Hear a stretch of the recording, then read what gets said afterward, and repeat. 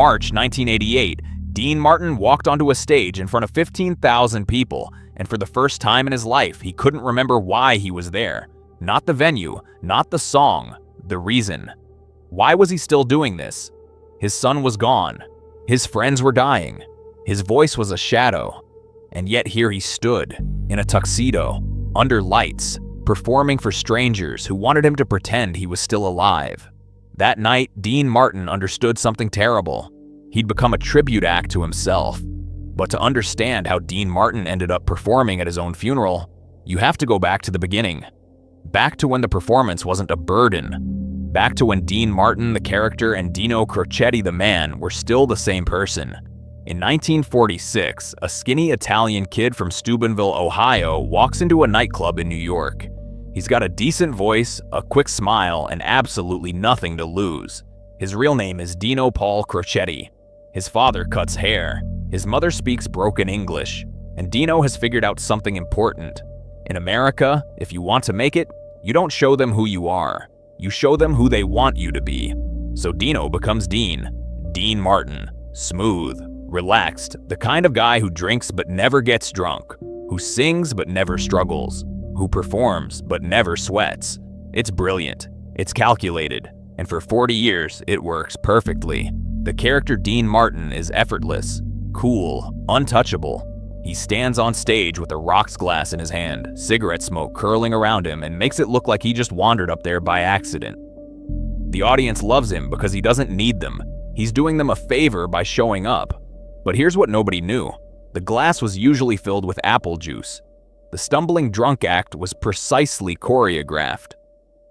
And the man who looked like he didn't care about anything cared deeply about everything, especially his family, especially his children, especially his son, Dean Paul Martin, Dino Jr., born in 1951, the Golden Boy, tennis champion, actor, musician, fighter pilot, everything his father was, plus everything his father wished he could be. Dean looked at his son and saw proof that he'd done something right, that beneath the act, beneath the character, there was a real man who'd raised a real hero. On March 21st, 1987, the phone call comes. Dino Jr.'s F-4 Phantom jet has crashed into a mountain during a training mission.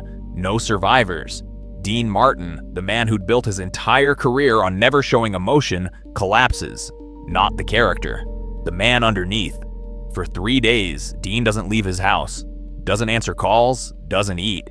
He sits in his chair, smoking, staring at nothing. His friends try to reach him.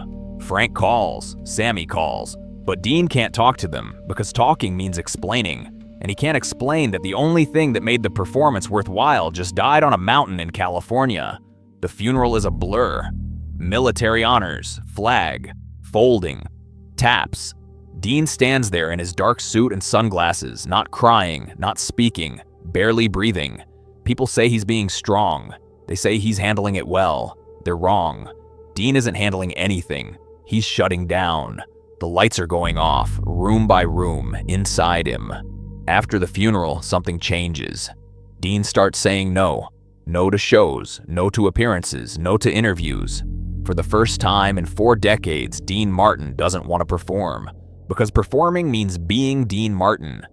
And Dean Martin is a lie, a character, a joke, and his son is dead, and nothing about that is funny. His friends get worried, Frank especially. Frank has always believed that performing can heal anything, that the stage is medicine, that applause can fix what's broken. So Frank comes up with a plan. One more tour, the 3 of them. Frank, Dean, Sammy, together again. The ultimate reunion. Frank thinks the crowds will remind Dean why he started, will give him purpose again. Dean says yes. Not because he wants to, because he doesn't know how to say no to Frank. Because saying no means explaining why, and he can't explain that he doesn't care anymore, that the only audience that mattered was an audience of one, his son, and that audience is gone. In February 1988, the Together Again tour begins. Bally's Hotel in Las Vegas, then Oakland, then Chicago, massive venues, sold-out crowds, thousands of people who paid good money to see legends, to see the Rat Pack, to see Dean Martin be Dean Martin one more time. But Dean Martin doesn't exist anymore. What walks onto that stage is something else. A body, a voice, a tuxedo, going through motions it learned 50 years ago. The muscle memory of performance without the soul. Frank doesn't see it at first. He's too busy being Frank, singing, joking, commanding the stage. But by the second week, even Frank starts to notice. The way Dean stares at nothing between songs. The way he needs to be told when to walk on stage. Frank tells himself it's exhaustion, that Dean just needs to warm up, that the old magic will come back. But there's a moment in Oakland backstage when Frank watches Dean standing alone in the hallway. Just standing there, staring at a wall. And for the first time, Frank wonders if he made a mistake. If maybe the stage isn't medicine for everyone. If maybe he brought his friend out here to die in public. The thought scares him, so he pushes it away. Tells himself Dean will be fine. That performance always heals. It has to. Sammy sees it, but Sammy's dying too. Cancer eating through his throat. Sammy knows what it's like to perform while dying inside. The audiences see it though. They came for Dean Martin. The cool guy, the drunk, the legend. But the man on stage doesn't look cool. He looks lost. In Vegas, he forgets the second verse of That's Amore. Just stands there, microphone in hand, silent. The band vamps, waiting. In Oakland, a week later, he walks to the wrong mark, stands.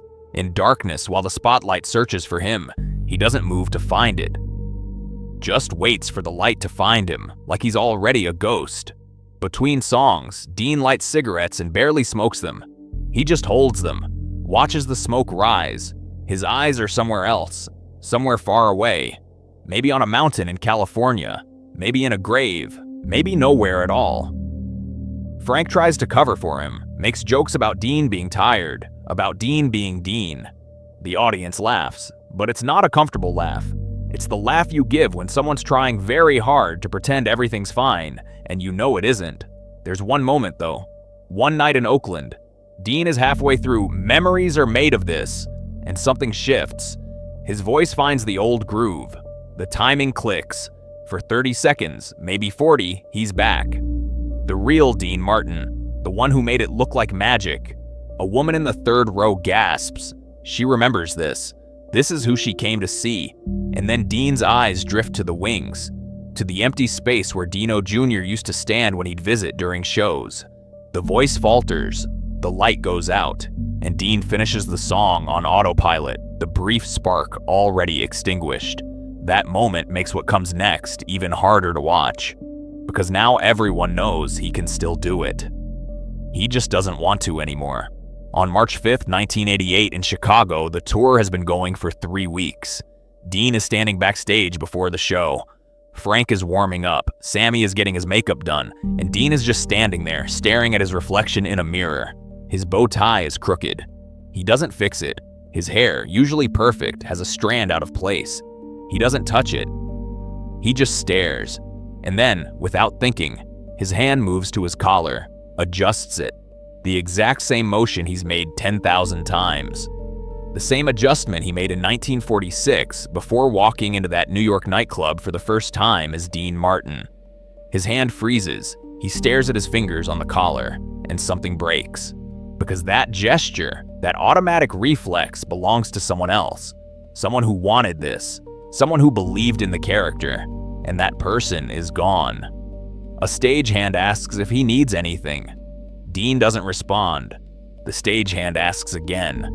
Dean turns, looks at him like he's never seen him before, and asks a question. What song am I supposed to sing first? The stagehand tells him. Dean nods, turns back to the mirror, and says something so quiet the stagehand almost doesn't hear it. I can't remember why I'm doing this. Not the song, the whole thing, the tour, the performance, the character he's been playing since 1946. For the first time in his life, Dean Martin can't remember why he became Dean Martin. The show that night is a disaster. Dean walks out, stands at the microphone, and freezes. The band starts playing Everybody Loves Somebody. Dean doesn't sing, he just stands there. 10 seconds, 20, 30. The band keeps playing, waiting for him to come in. Frank is watching from the wings, confused. The audience is silent, concerned. Finally, Dean sings, but it's wrong. His timing is off. His phrasing is mechanical. He's singing the words, but there's nothing behind them. No warmth, no charm, no Dean Martin. Just an old man reciting lyrics he's sung 10,000 times and doesn't believe anymore. Halfway through the song, Dean stops. Just stops. Mid-verse. The band trails off. The audience holds its breath. Dean looks out at 15,000 people and they look back at him. And in that moment, Dean Martin sees himself the way they see him. A ghost, a memory, a hologram of someone who used to exist. They're not applauding Dean Martin. They're applauding the idea of Dean Martin, the legend, the character, the man who died a year ago on a mountain with his son.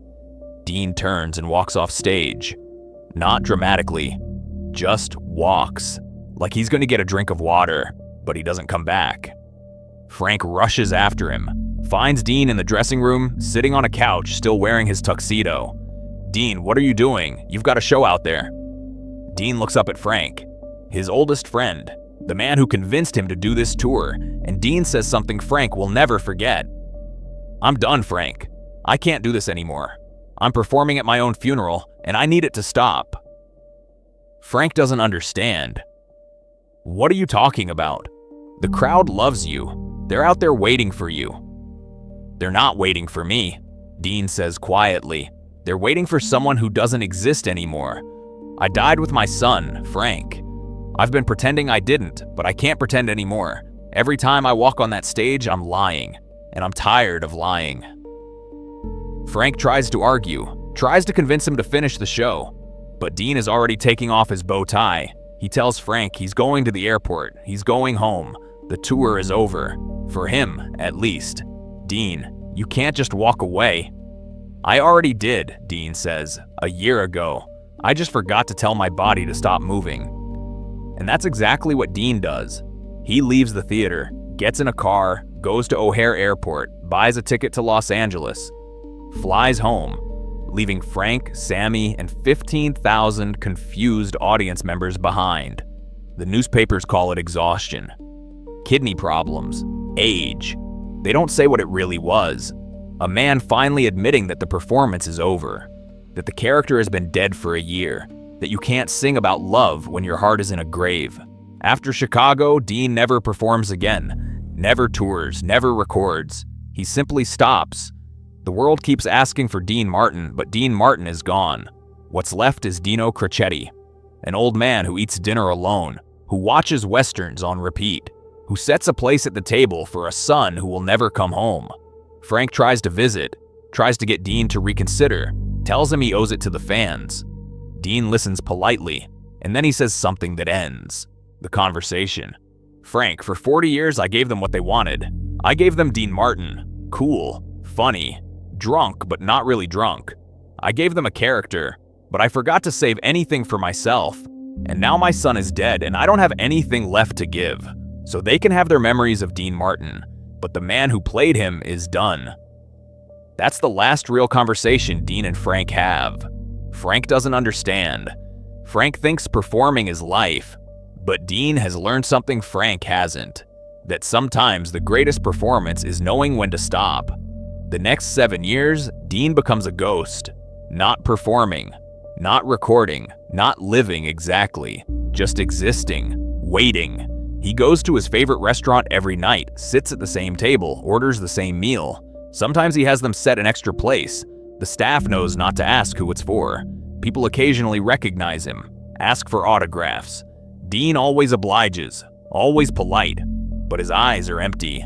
He signs his name, smiles, and goes back to his meal, back to his silence, back to his waiting. On Christmas Day, 1995, Dean Martin dies in his sleep. The official cause is respiratory failure, emphysema, but everyone who knew him understands the truth. Dean Martin died on March 21st, 1987. It just took his body 8 years to realize it. At his funeral, Frank speaks. Frank is old now, sick, but he stands at the podium and tells stories about Dean, about their friendship, about the Rat Pack, about the legend. And then, at the end, Frank says something honest. Dean was the best performer I ever knew, but he was also the most honest man I ever knew. And at the end, his honesty wouldn't let him perform anymore. He couldn't pretend, and I respect him for that, even though I didn't understand it. He knew when to take his bow. I just wish I'd understood sooner. Frank sits down. The church is silent. And in that silence, something becomes clear. This isn't just a story about Dean Martin. This is a story about all of us. About the masks we wear. About the moment we realize the mask has become the prison. About having the courage to take it off, even when everyone wants you to keep wearing it. The truth is, Dean Martin spent 40 years performing, entertaining millions, making it look easy. But the greatest performance of his life happened in a dressing room in Chicago, when he took off the costume, when he stopped pretending, when he admitted that the man everyone wanted to see had died and what was left deserved to stop lying. Most performers never know when to stop. They keep going until the audience stops applauding, until the venues get smaller, until the voice gives out. They die on stage because they don't know how to live anywhere else. But Dean Martin knew. He knew that performing while dead inside isn't performing, it's haunting. And he refused to become a ghost, wandering stages, singing songs that meant nothing, pretending to be someone who didn't exist. So he stopped. He walked off stage in Chicago and never walked back. And maybe that wasn't sad. Maybe that was dignity. Maybe that was the bravest thing that Dean Martin ever did. Admitting that the show was over, that the character had died with his son, that the only honest thing left to do was stop pretending. They say Dean Martin died on Christmas, 1995. But the truth is, he died the moment he realized he was performing at his own funeral. Everything after that was just the echo. The body finishing what the soul had already ended. And maybe that's the real story, not of a performer who quit, but of a man who finally stopped lying, who finally chose truth over applause, who finally admitted that some losses are too great to perform through. Dean Martin spent his life making people believe he didn't care, but in the end, he cared so much that caring destroyed him. And when the destruction was complete, he had the courage to walk away. That's not failure. That's knowing when the song is over, and having the dignity to stop singing.